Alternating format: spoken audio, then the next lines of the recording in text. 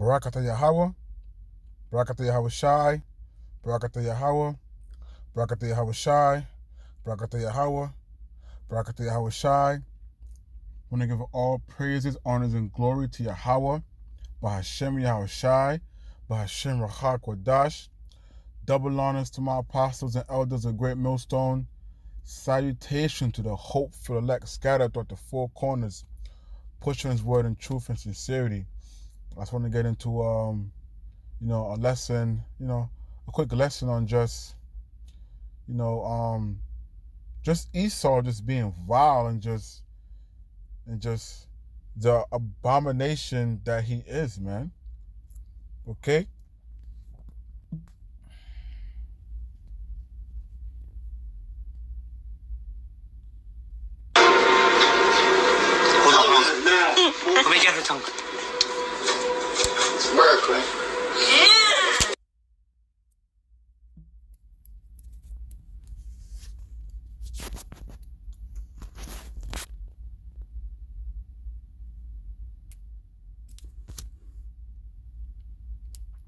Yeah, man. This whole place is just madness, man. Okay? I feel sorry for the dog. I feel sorry for the animals, man. Esau out here really don't got things all twisted and just messed up, man. Okay? And then you got this right here. These are things on, job applications now that you're supposed to check off. Okay? Where it should just say one thing, man. Straight. Whether you're a man or a female, it's supposed to be straight. Okay? Then they got other different sexual identities that they don't even have on here. Gender, fluid, binary, non-binary, pansexual, asexual, a whole bunch of 20 other different sexualities, man. And you telling me that this society is not wicked? Okay? You telling me that Esau ain't flipped this place upside down and everything is just being destroyed day in and day out? So let's just jump into scriptures, man. This is 2 Peter 2. I'm going to start from 6.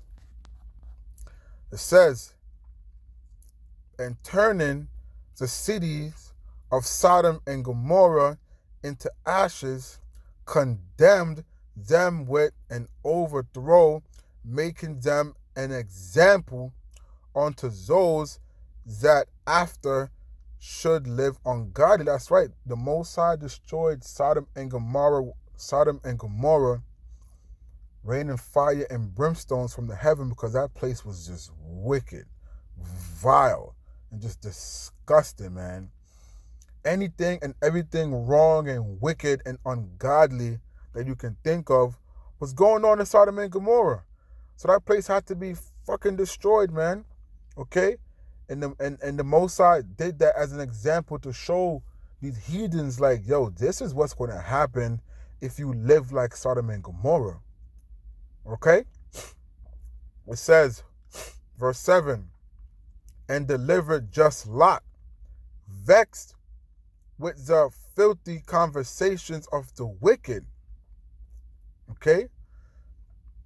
For the righteous man dwelling among them in seeing and hearing vex his righteous soul from day to day with their unlawful deeds. And that's how us men, the hopeful elect, the men of GMS, and all the other men out there that are scattered at the four corners of this earth, preaching this gospel in truth and sincerity, man. Okay, we're vexed, man. Okay, our souls are vexed with all the just abominable things going on in this society, man. All the wickedness, man. Women ruling over men, transformers ruling over the men of the Lord. Okay, Esau ruling over the men of the Lord. Passing all these wicked laws. Pedophiles having rights, gays having rights. Okay, women being over the man. Okay, It's like every food now is starting to become, GMO food. This whole place is just wicked, man. And we're tired of that shit, man. Okay? It vexes our spirit day in and day out. Verse 8. For that righteous man dwelling among them in seeing and hearing vex his righteous soul from day to day with their unlawful deeds. Okay? Hearing all the, just hearing all the wicked conversations that go on, in this society, man. Verse 9. The Most High knoweth how to deliver the ungodly, the Most High knoweth how to deliver the godly out of temptation, and to reserve the unjust unto the day of judgment to be punished. Now, it's using Sodom and Gomorrah and Lot as an example, okay? And then I'm gonna get into that, where it goes into the wickedness of Sodom and Gomorrah, and the filthy conversations of the wicked that Lot had to endure, and him being delivered. This is Genesis 19. I'm going to start from verse 1. And there came 2 angels to Sodom at the even, and Lot sat at the gate of Sodom, and Lot, seeing them, rose up to meet them, and he bowed himself with his face towards the ground. So, he was greeting the angels because he knew the angels was of a higher power. So, he was, greeting them, man. Verse 2. And he said, Behold, now, my lords, turn in, I pray you, into your servant's house, and tarry all night, and wash your feet, and ye shall rise up early, and go on your way. And they said, Nay, but we will abide in the streets all night. So Lot was telling them, hey, man, come inside, kick back, relax, we can, handle business, and then, you guys could leave in the morning. But the angels was like, nah, we ain't coming inside, man. And he pressed upon them greatly, and they turned in unto him, and entered into his house. And he made them a feast, and did bake unleavened bread, and they did eat. Verse 4. But before they lay down, the men of the city, even the men of Sodom, compassed their house around, both old and young, all people of the quarters. So you had the heathens that was in the city, they found out that, a Lot had guests, man. And they called unto Lot and said unto him, Where are the men which came in to thee this night? Bring them out unto us, that we may know them. So these wicked ass, nasty ass, filthy ass heathens was trying to have sex with the angels, man.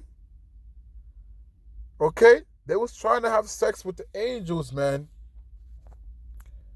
And that just goes to show the wickedness of these damn heathens, man. Just the filth. And this goes back to 2 Peter's 2:7, where it says, and delivered just Lot, vexed with the filthy conversation of the wicked. So he had to hear that, man. Okay? He had to hear, the filthiness of the wicked. They was trying to sleep with the angels, man. Verse 6. And Lot went out at the door unto them, and shut the door after them, and said, I pray you, brethren, do not so wickedly. So Lot is like, yo, like, chill, like, ain't no need for y'all to be trying to do, all this Batiman thing. Like, yo, why you trying to, have sex with these angels, man? Like, they're men. Like, yo, don't be wicked. Ain't no need for none of that wickedness. Like, y'all gotta chill. So Lot was like, yo, verse 8, behold now, I have 2 daughters which have not known men. So Lot is like, yo, I got 2 virgin daughters, yo. I got 2 virgin daughters for y'all. Let me, I pray you, bring them out unto you, and do ye to them as is good in your eyes. And only these men do nothing. For therefore they come under the protection of my roof. So Lot is like, y'all could have my daughters and y'all can do to them whatever your heart desires. I don't care. Just don't touch these men. And here's what these little faggot ass heathens had to say, man. Verse 8. And they said, stand back. And they said again, this one fellow came in to sojourn, and he will need to be judged. Now we will deal worse with thee than with them.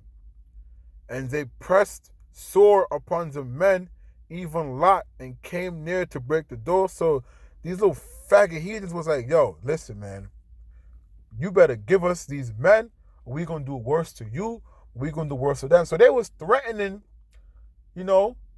to basically do something even worse to Lot than them trying to rape the angels. And that's just the wickedness of this society, man. Because that's something that's well glorified in this society, man. All this faggotry, man. All this Batiman business, yo. Man and man, woman and woman. And the Most High is completely and utterly against that, man.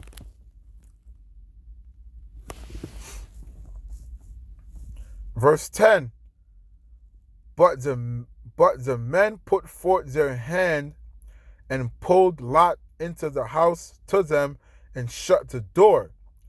And they smote the men that were at the door of the house with blindness, both small and great, so that they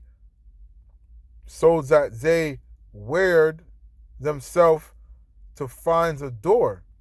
That's right, man. So, the angels basically, saved Lot and themselves. But, this goes back to, 2 Peter's, man, where it says, for that righteous man dwelling among them and seeing and hearing vex his righteous soul from day to day with their unlawful deeds. And that's what Lot had to endure.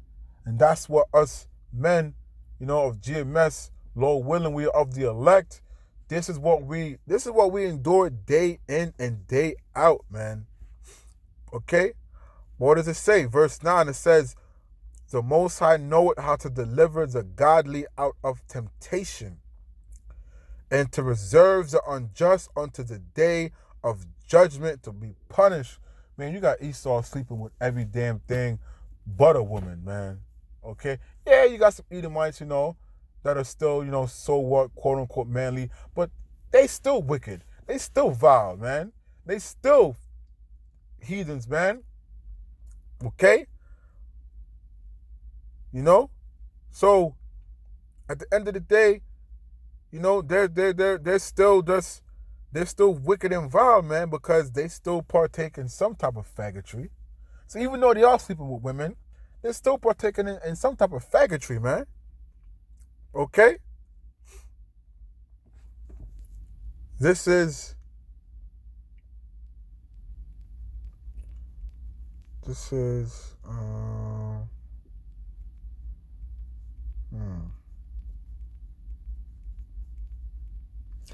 Ecclesiastes 1:18.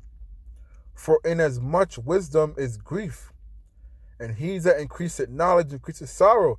And this was how Lot felt, man. Because he knew the things that the men of Sodom and Gomorrah was trying to do was utter wickedness. Because Lot had the wisdom and the knowledge, man. So that this vexed his spirit, brought more grief and sorrow to him, because he's like, damn, like, what the hell? Like, you're not serious. Like, this is the wickedness that I gotta, be around?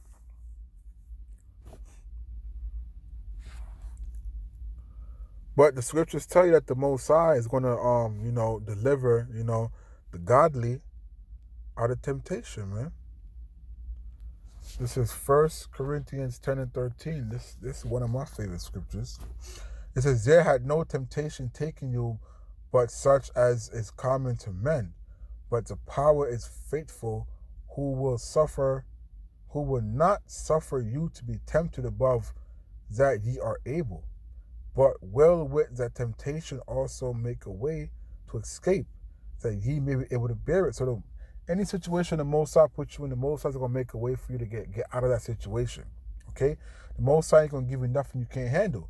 And that's why Lot got delivered. The Most High put him in that situation. The Most High took him out of that situation. Okay? But any, Akim that's going through any type of situation, any type of trials and tribulation, just have faith in Yahweh Shem Yahushai and know that the Most High put you in it and he will deliver you out of it, man. You just have to cry unto Yahweh Shem Yahushai and just have faith, man. Okay? Because Esau is just a low, disgusting creature, man. Like, I don't know how else to put I don't know how else to put it in words, man.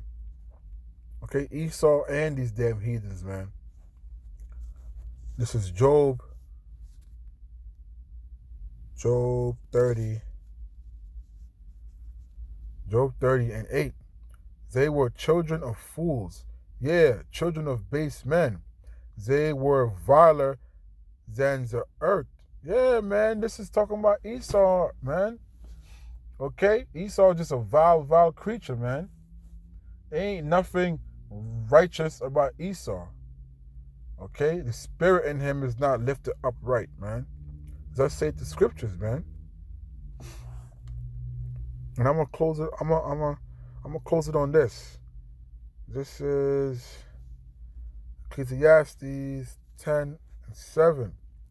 It says, I have seen servants upon horses and princes walking as servants upon the earth. That's right, man. And these servants upon horses is talking about Esau, because Esau is really supposed to be a servant. Okay? And they're going to be a servant when the Most High delivers Israel, man. Esau's going to be a servant forever in the kingdom. Okay, now it says, I see servants upon horses, because horses represents power. Okay, that's why when you watch any of these, movies that like to portray the ancient days and the battles, you see the king and all the higher ups on a horse, because a horse represents power. Okay? That's why when it comes to a car, they say this car is 200 horsepower, 300 horsepower, 500 horsepower, because a horse represents strength, man. And then it says, and princes walking as servants upon the horse. And the true princes are, the elect of Israel, man. Okay, the nation is Israel. The nation of Israel, man. We're supposed to be princes, but we're servants walking upon the face of the earth. Okay? So this was just, Lord willing, I hope this was edified to, the hopeful elect out there. Hey, man, don't trust these heathens. Don't trust Esau, because they're just vile, disgusting creatures, man. Okay? So with that, I want to give all praises, honors, and glory to Yahweh, by Hashem and Yahweh Shai, by Hashem Rakar Kodash. Double honors to my apostles and elders of Great Millstone. Salutation to the hopeful elect scattered throughout the four corners, pushing this word in truth and sincerity. Shalom.